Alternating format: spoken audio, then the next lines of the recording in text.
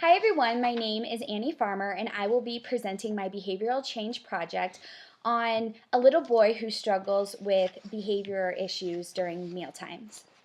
I was privileged to work with a little boy named Levi who is 7 years old. He is diagnosed with Asperger's syndrome, ODD, ADHD, and an unspecified depressive disorder. He is currently in second grade and was put into a behavior classroom last year. He was switched from mainstream and is still in the behavior classroom this year. Levi struggles with eating food that he is unfamiliar with. Before the meal, he will begin protesting, crying, yelling, running away, and he has trouble eating new food. He has had several different treatments done by his occupational therapist that have not worked in the past.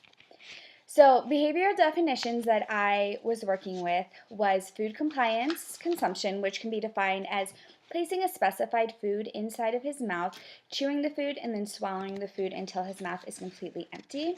The goal is to have Levi be able to eat the food with a calm body and new foods with a calm body. So the calm body can be defined as protesting. Protesting can be defined as yelling, screaming, eloping, hiding, hitting with an open palm, or refusing to eat his food. This does not include him, however, telling his therapist in a nice voice that he is done eating. So the behavioral measurement that I used was weight of food after consumption divided by weight of food before consumption times 100. And then the duration of his protest was only tracked during the mealtime. The mealtime would last approximately 15 to 20 minutes. So the reliability that I used, the IOA data, was we did 60% IOA for both baseline and for intervention.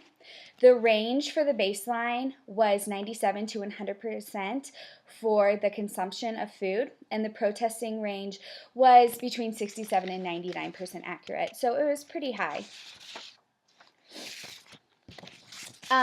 For baseline, we just took the snack that his mom would pack in his lunch and tried to make it as natural as possible for him. So we measured the food on his plate, then measured it after he ate. The behavior technician did, and recorded it in a food blog that was created specifically for this intervention. The only demand placed on Levi during baseline was it's time to eat snack, Levi. And then there was no other demands placed, just so that we could track what his behavior was before the intervention.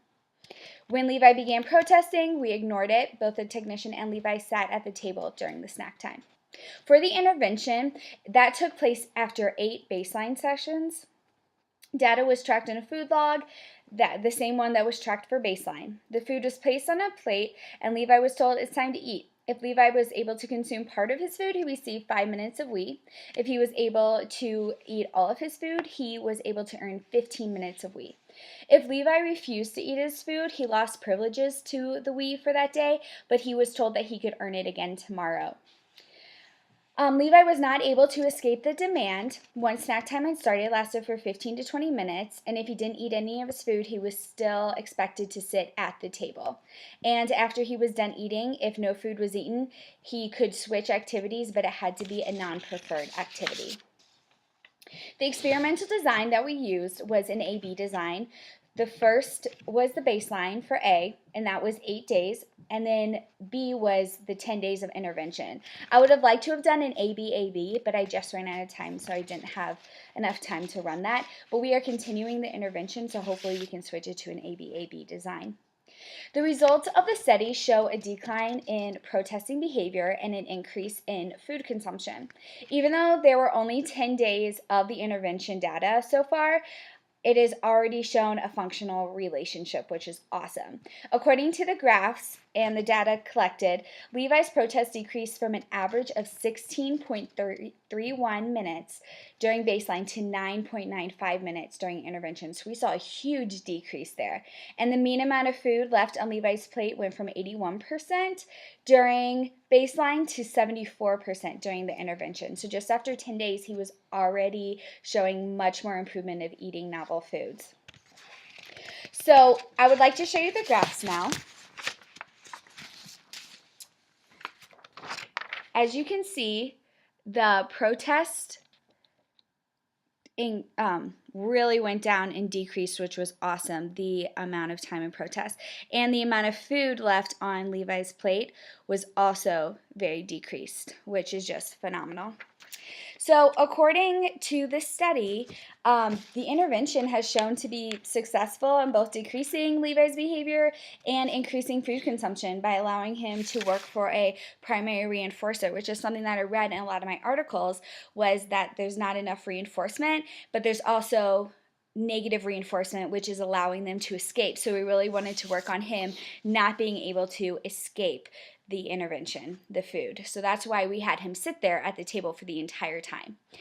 For future research, I would really encourage researchers to allow themselves a little bit more time than I allowed myself to complete this. And also, we only had one behavior technician working with Levi at the time, and then me and a BCBA who would take the IOA data with the technician. But I think for better generalization and maintaining the behaviors, it would be better to increase the amount of technicians working with a kiddo to like 2 or 3 technicians instead of just one. And then also having them go to different kitchens and different rooms just to help generalize.